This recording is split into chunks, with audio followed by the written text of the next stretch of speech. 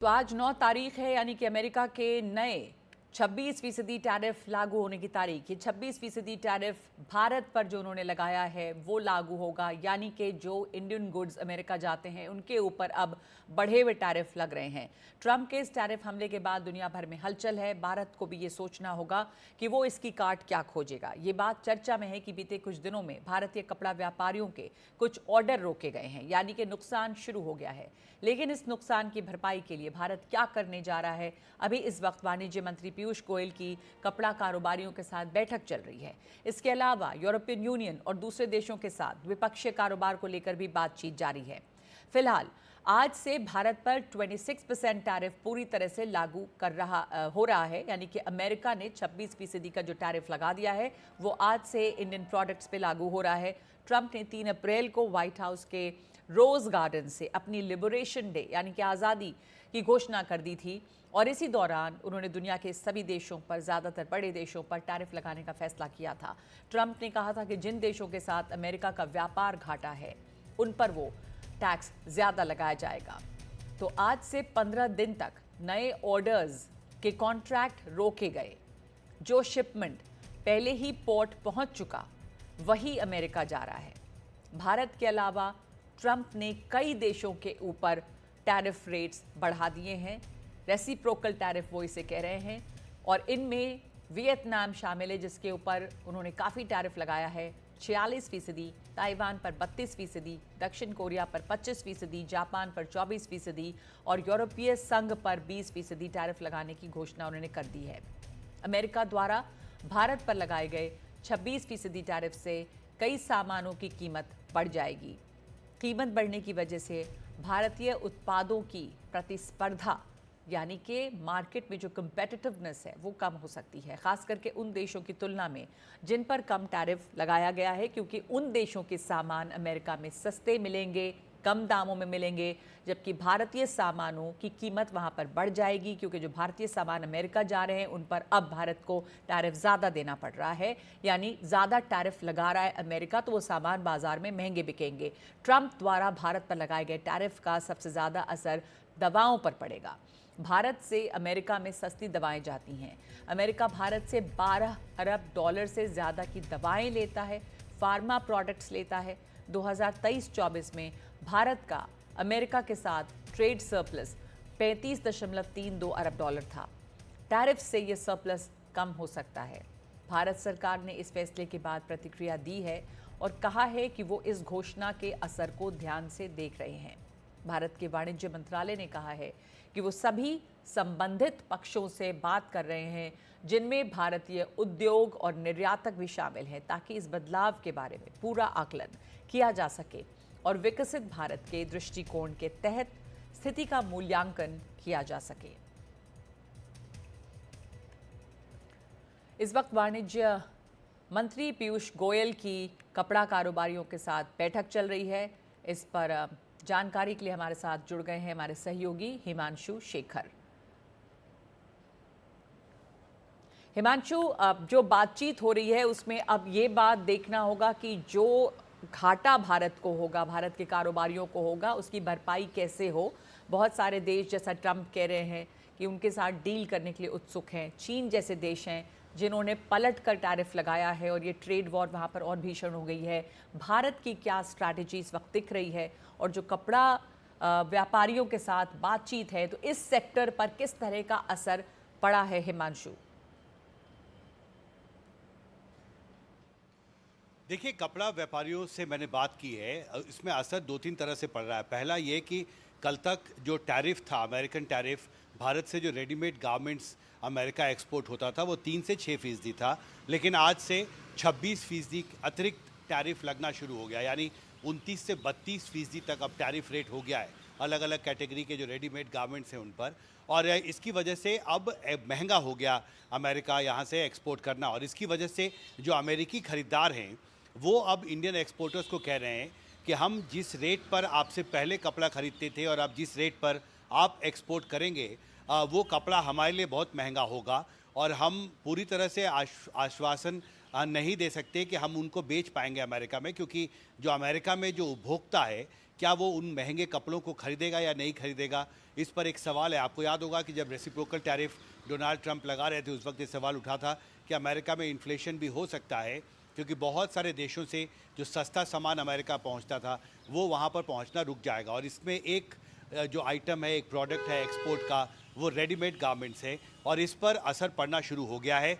जो apparel export promotion council के अध्यक्ष हैं सुधीर सेखरी, उन्होंने एनडीटीवी से कहा है कि अमेरिकी खरीदारों ने हमें बहुत साफ तौर पर कहा है कि अगले 15 दिन तक हम कोई भी नया कॉन्ट्रैक्ट आपसे नहीं करेंगे और सिर्फ जिसका शिपमेंट आपने जिस स्टॉक का किया है वो हम ज़रूर रिसीव करेंगे, क्योंकि उस पर 26% की अतिरिक्त टैरिफ नहीं लगेगी।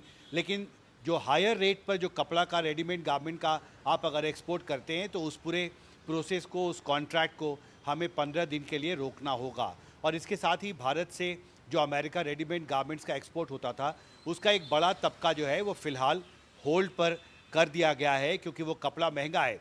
अब इससे कैसे निपटा जाए, तो इस पर जो भारत के कपड़ा व्यापारी हैं उनका ये कहना है कि जब तक ये अनिश्चितता पूरी नहीं होती, बायलैटरल ट्रेड एग्रीमेंट के ज़रिए कोई नया समझौता भारत और अमेरिका के बीच नहीं होता, तो ये जो अतिरिक्त बोझ है रेसिप्रोकल टैरिफ का 26% का, उसका कुछ हिस्सा भारतीय एक्सपोर्टरों को उठाना होगा, कुछ अमेरिकी खरीदारों को और कुछ अमेरिकी उपभोक्ताओं को।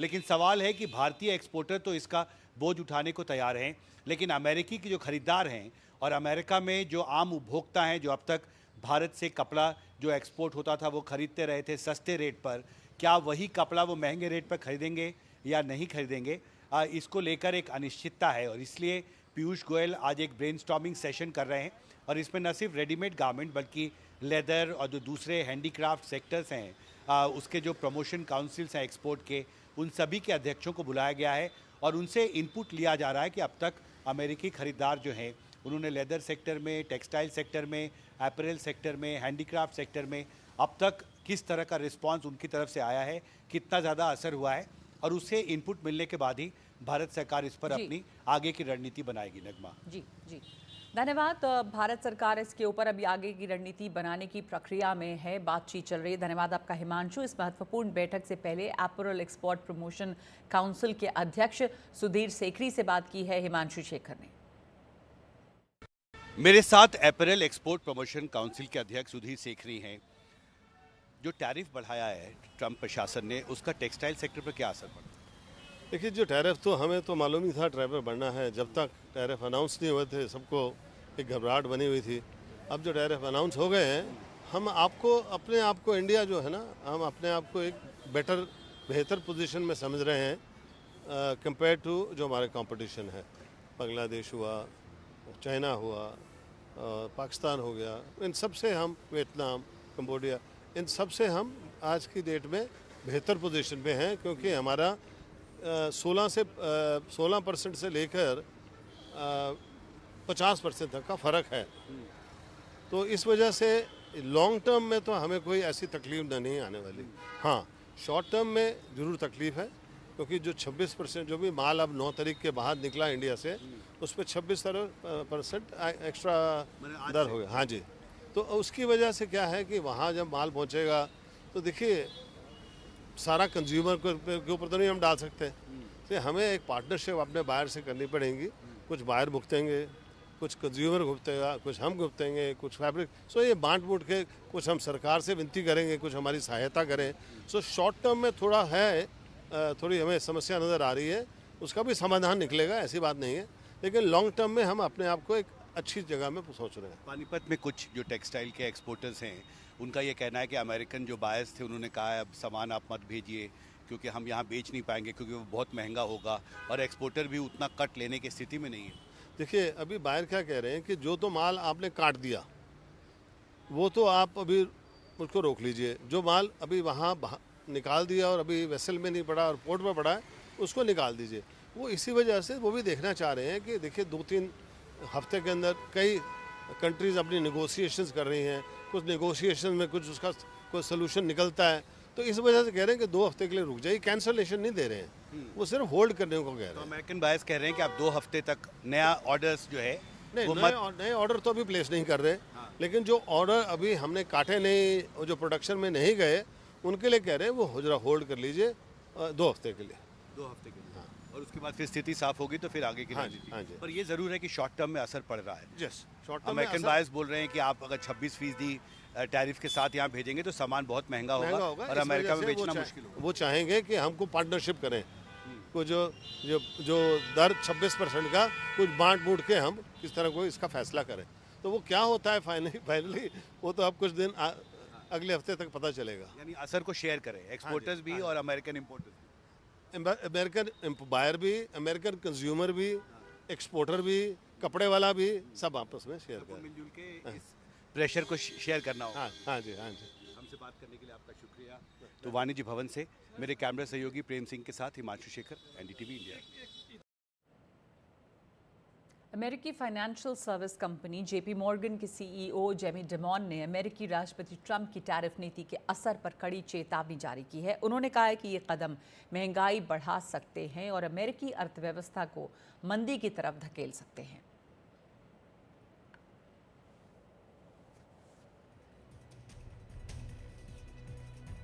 सीईओ जेमी डिमॉन ने कहा है कि भारत से मजबूत संबंध रखा जाए, निवेश व्यापारिक रिश्ते मजबूत हों, टैरिफ से वैश्विक साझेदार कमजोर होंगे, प्रतिद्वंदियों को इससे फायदा होगा और अमेरिका में महंगाई बढ़ सकती है, मंदी की तरफ धकेल सकती है टैरिफ नीति। एक ब्रेक ले रहे हैं 5 की बात में, लौटते हैं कुछ और खबरों के साथ। तो रवीश रंजन शुक्ला की ये एक्सक्लूसिव रिपोर्ट आपने देखी, जो पड़ताल कर रही है कि यमुना का पानी में गंदगी कितनी ज़्यादा घुल रही है सिर्फ दिल्ली की वजह से, और सीवेज ट्रीटमेंट प्लांट्स के क्या हालत हैं और क्यों नहीं वो ठीक से काम कर रहे। रवीश, तो इस पूरी पड़ताल में आपकी रिपोर्ट हमने देखी और क्या आपको कमियां इसमें नज़र आई हैं, और ये भी साफ दिख रहा है कि सिर्फ दिल्ली इसमें जितनी स्ट्रेच में बहती है यमुना, उसमें कितना ज़्यादा मलबा या कहें कि सबसे ज़्यादा गंदगी घुल जाती है यमुना नदी में। जी देखिए नगमा, जब ये पड़ताल की गई तो वजीराबाद से जब दिल्ली में यमुना आती है तो सबसे पहला जो है वो नजफगढ़ ड्रेन का जो गंदा पानी है वो यमुना में गिरता है, और 60% यमुना को प्रदूषित करने का जिम्मा इसी नजफगढ़ ड्रेन पर है। और यही वजह थी कि नजफगढ़ ड्रेन पर ही अकेले 16 एसटीपी बनाए गए, लेकिन उसमें 1-2 एसटीपी को छोड़कर बाकी कोई भी एसटीपी जो है वो सही तरीके से काम नहीं कर रही है। इस खबर के चलने के बाद में आज हमने देखा कि दिल्ली सरकार की एक अहम जो है वो बैठक हुई है, और ना सिर्फ बैठक हुई है बल्कि एक टीम जो है वो डीडीए, एमसीडी और दिल्ली जल बोर्ड की, उसने कई सारी जो है वो जींस की फैक्ट्रियों को भी आज सील किया है, क्योंकि होता ये है कि ये जो डाइंग मशीन है इनका भी जो पानी है, जो केमिकल वाला पानी है वो सीधे जो है वो यमुना नदी में जाता था, तो इसके वजह से इनको भी सील किया गया है।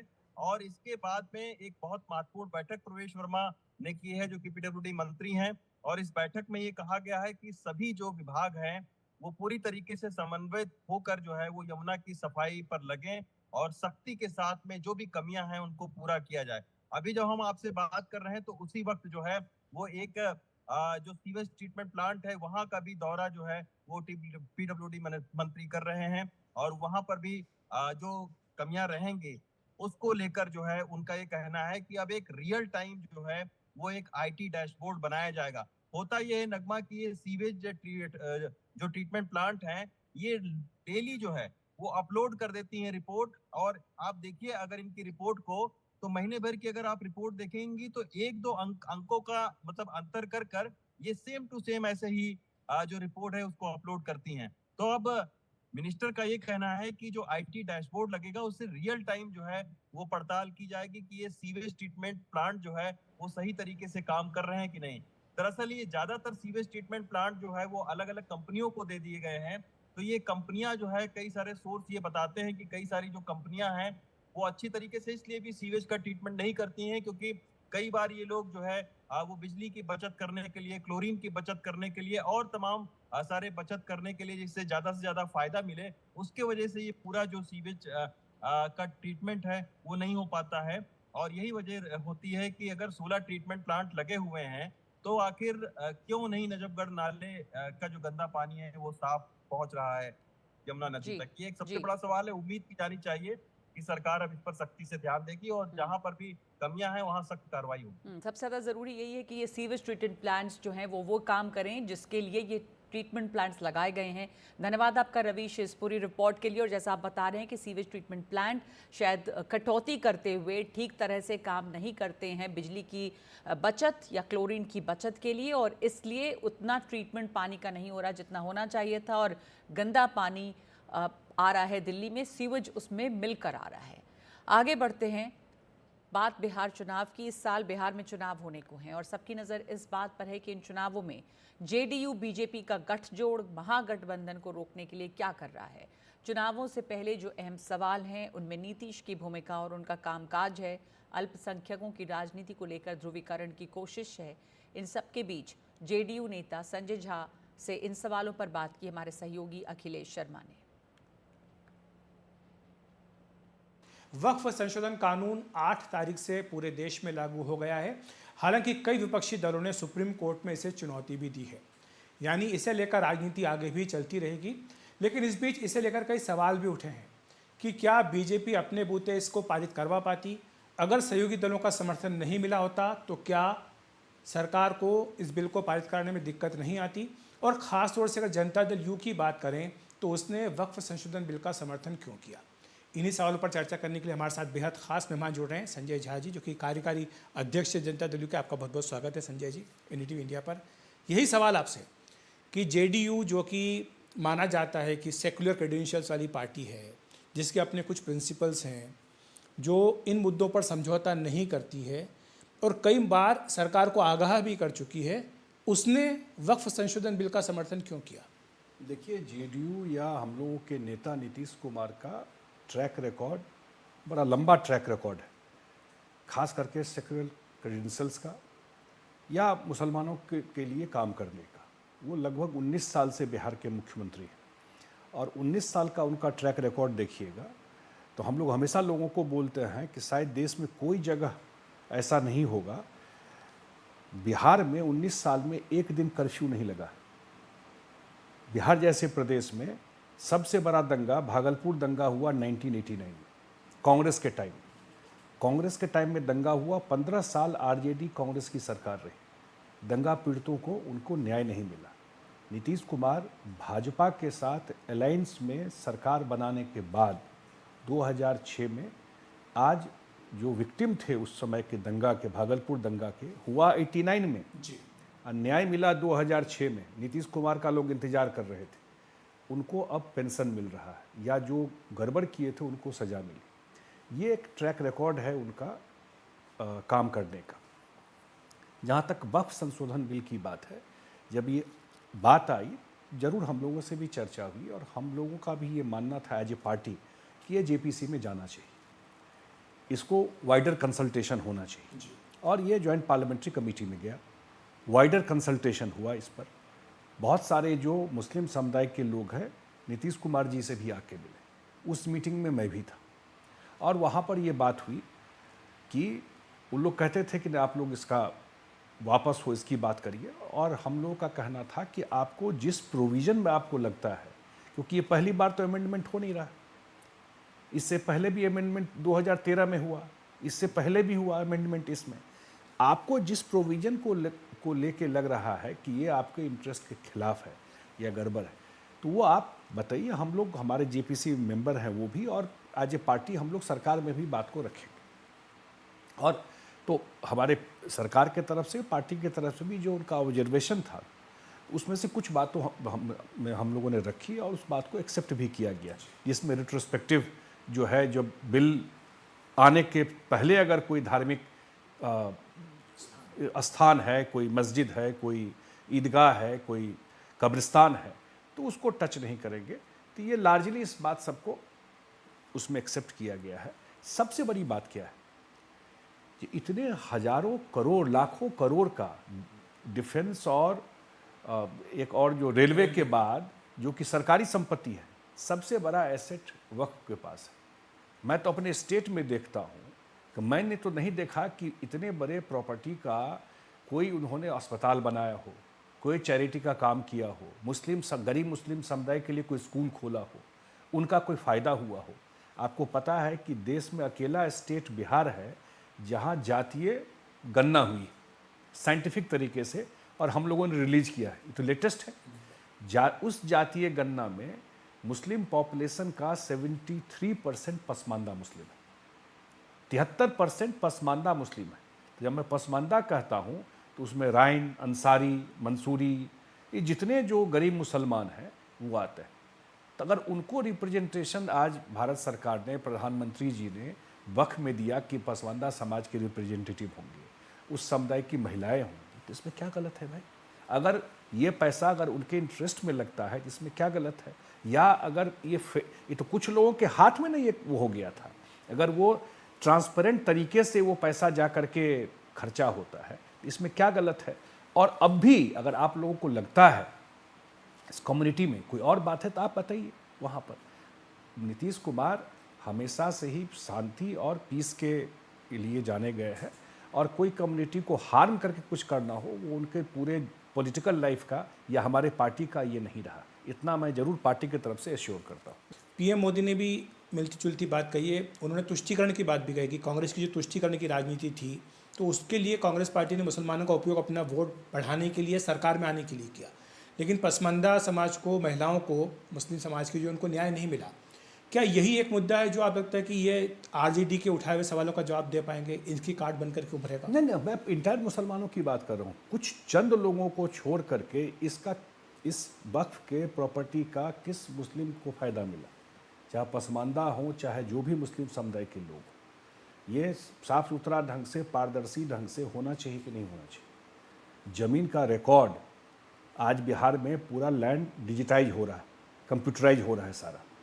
वो तो डीएम ही देखता है ना, वो तो प्रशासन में जिसके पास रिकॉर्ड है वही नहीं, दूसरा कैसे चेक करेगा इस चीज़ को कि ज़मीन किसकी है?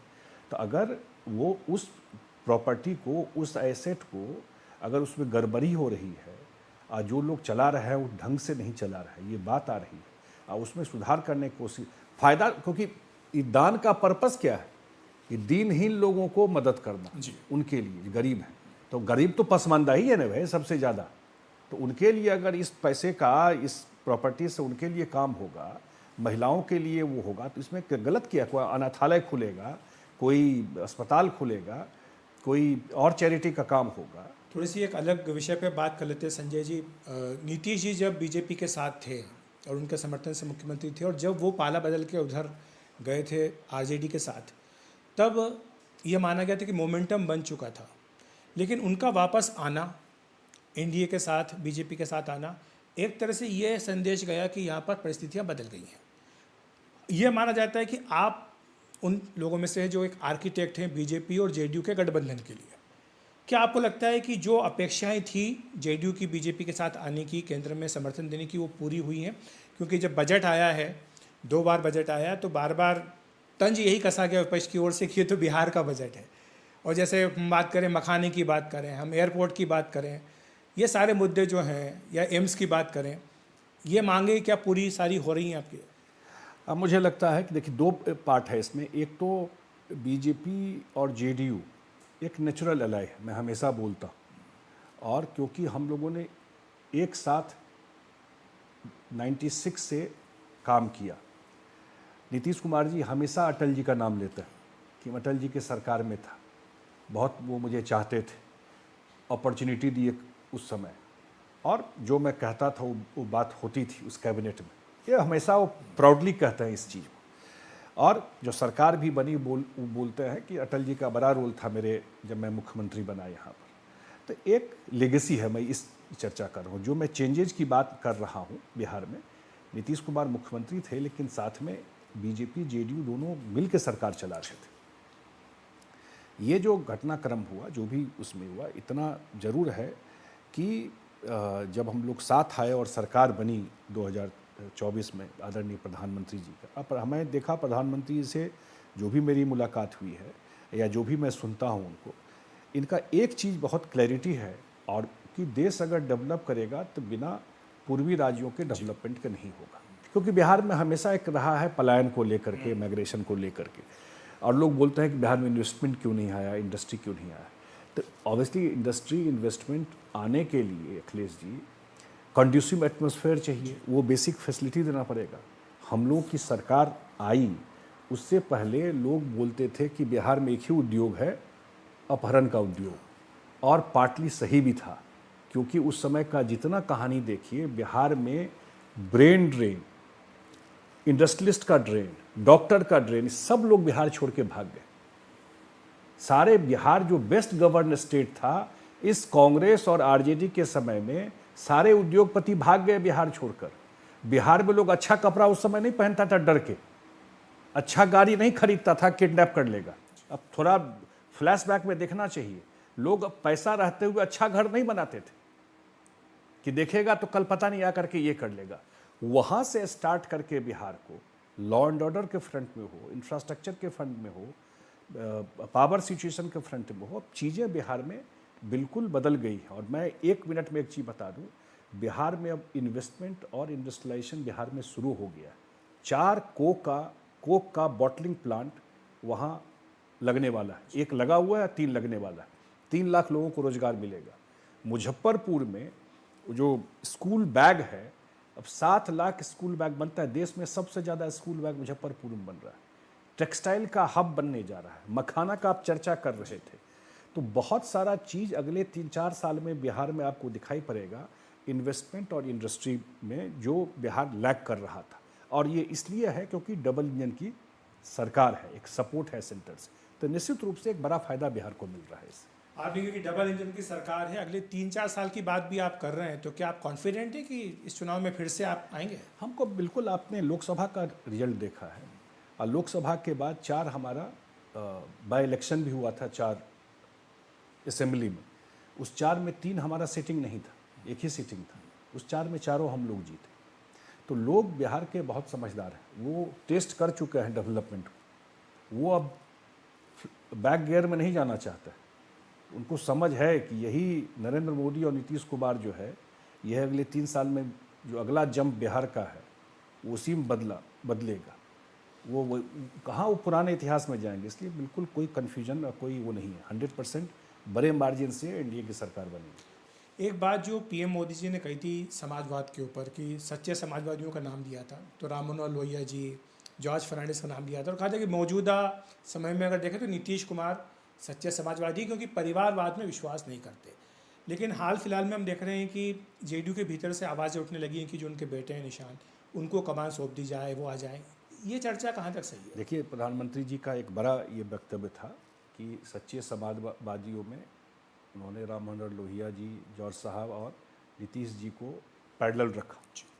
ये तीनों सच्चे समाजवादी हैं, खास करके उनके ईमानदारी, स्वच्छ राजनीति और एक डेवलपमेंटल राजनीति का जो काम नीतीश कुमार ने किया, वो एक था। और इतने दिन से वो भी राजनीति में है, 19 साल से यहाँ है, 5 साल केंद्र में रहे। हमको नहीं लगता है उनका परिवार का किसी का नाम भी कोई अब कभी सुनते होंगे। इस 25-30 साल के एक पोजीशन में रहे। पॉलिटिकल लाइफ तो लंबा है, कभी आपने सुना होगा या कभी किसी को इन्वॉल्व होते देखा होगा। और ये पार्टी उनकी बनाई हुई, और आज हमारे वो नेता है, इसलिए आज कोई चर्चा इस तरह की है ही। पर क्या ये उठता है सवाल कि उनके बाद कौन?